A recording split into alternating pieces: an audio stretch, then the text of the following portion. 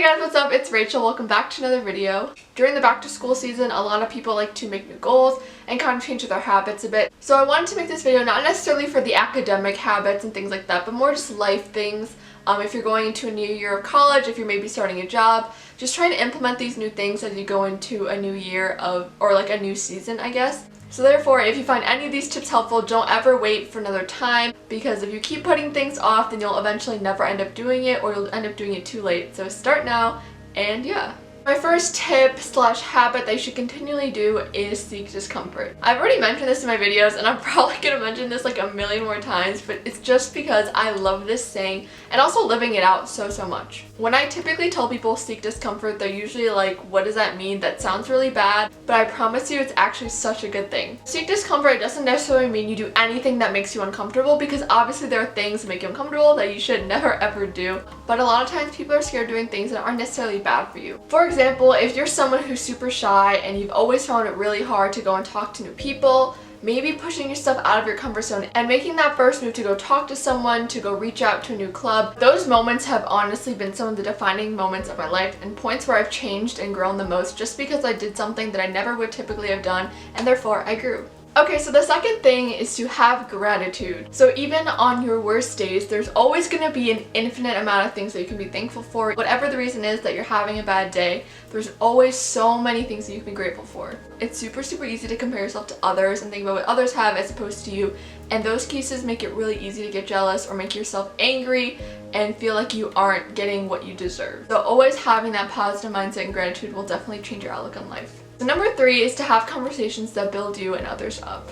One thing I've noticed that I really hate, especially in high school, and obviously this still goes out throughout adults and people who should not be doing this, but gossiping and drama is honestly the worst things, and it's all us. It's super easy to engage in, and a lot of times it's seen as attractive or really fun or something that's like socially acceptable. And sometimes it's even like a social norm where it's like if you're not doing it, then you're kind of seen as weird, or if you disagree with certain things. But the truth is that gossip and drama should not be the basis of a friendship and not of a conversation. If we're being honest with ourselves, we know that we all at some point have gossiped, even if it doesn't seem super bad. It's just a little thing, saying something about someone, maybe passing on information that you may not know is true. I personally think the most important thing is to find good friends. You need to find friendships which can be based off more than just words and saying bad things about other people. Let's say, for example, you guys both go to high school together, and obviously there's so much gossip and drama that can go on in high school, but once you guys are separated and aren't really together in the same area, then you can't really talk about other people that much because the other person won't really understand. So at that point,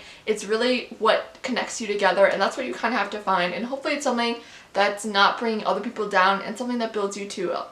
Okay, so the fourth thing is to serve others. Now this for me is something that I'm definitely working on. I think this is the one I struggle with most out of all the things on the list. This can mean a whole lot of things. For example, it can be something as simple as holding a door for someone, or offering to help someone with their groceries if they seem like they're struggling, or maybe it's doing the dishes for your parents or folding the laundry when you're not asked. The plus side of serving others is that, first of all, the person who you're doing it for will feel so grateful because you're helping them in some sort of capacity, and also I think naturally people just feel a lot better, and you just feel really happy when you get to help someone else and serve someone else. Okay, so number 5 is to set goals. This can specifically go with the upcoming school year, maybe if you're trying to get better grades, be more involved, make more friends maybe, I don't know. But all your goals don't have to be school related. If you're trying to be healthier, or maybe you're trying to exercise more, or maybe you're trying to read your Bible every day, which is something that I'm trying to do, or maybe your goal is to have more self-care days and take care of yourself and not push yourself too much.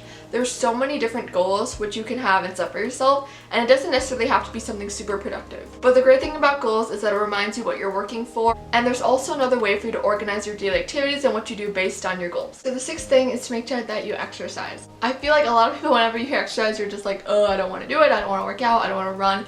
But the best part of exercising is that you don't always have to run or lift weights, although those are still great options. I feel like a lot of people don't think about it this way, but swimming, especially if you're a swimmer, you know this is such a workout and it burns so many calories, use your whole body, and you'll definitely feel sore if you're really working hard.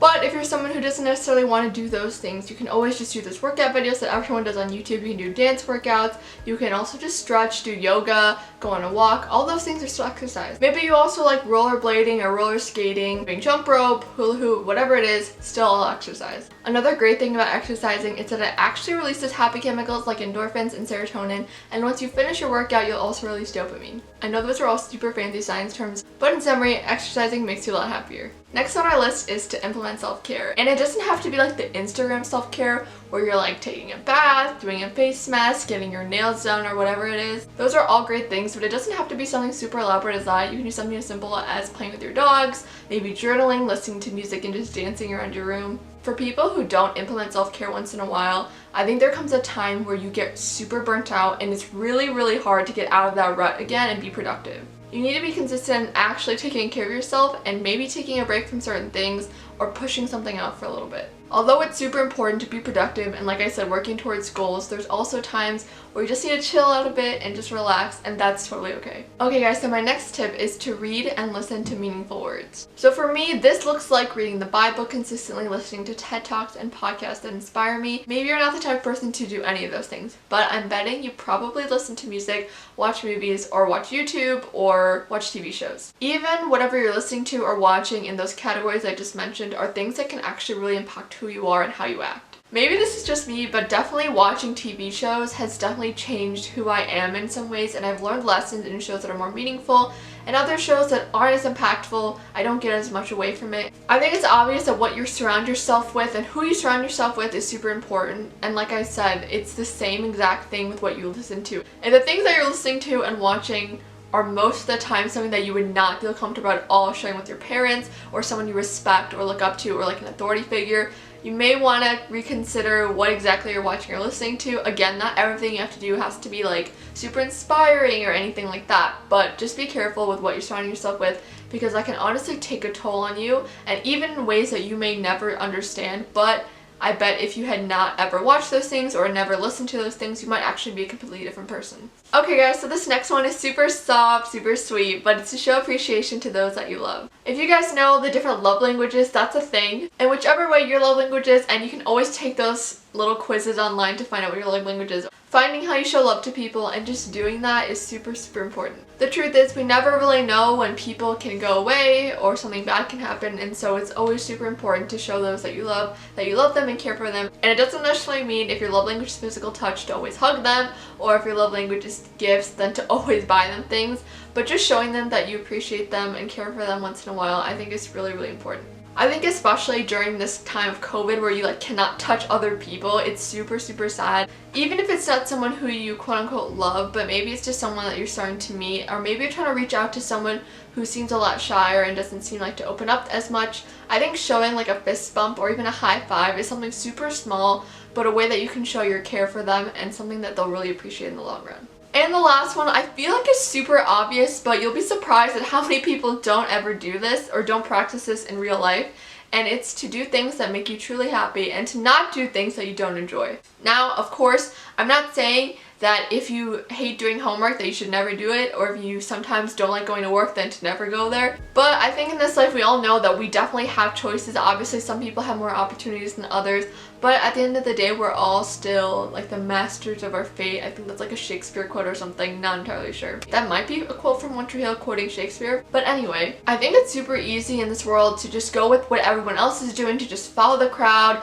But it's super important to do things that you truly are passionate about and love. For example, if you absolutely hate working at a 9-to-5 desk job, then don't, and do something else that you think you're really good at and can be really great at.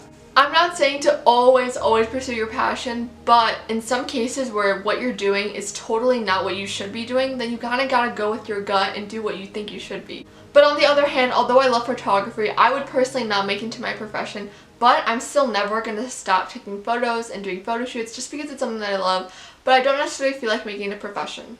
And if there are hobbies that you don't know and you've just never tried, definitely go and explore them. Go do things that may seem not super cool, or maybe it's not super mainstream, but if you think that you might be interested in it and you really like it, then you should definitely pursue it. I am not going to say that I'm perfect at any of these things, and I think all of us are really still trying to work on these things day by day, and that's what we should be doing. I really hope that this video helped you guys in some way, or just maybe reminded you of something that you maybe forgot or just haven't been putting into practice. If you guys have any other tips or things that you guys live by, definitely leave it down in the comments and share with everyone and share with me, because I would love to know. And I think it's just great learning from others and their experiences and their opinions. As a person, I'm always trying to grow, always trying to learn, and I think that's super important, and as long as you're still making that effort to do so, I think you're on the right track. I also want to say thank you to all those who are watching. It means so much to me, and if you made it to the end of this video, it means even more. You guys are truly the best, and I'll see you guys next time. Bye! I need some good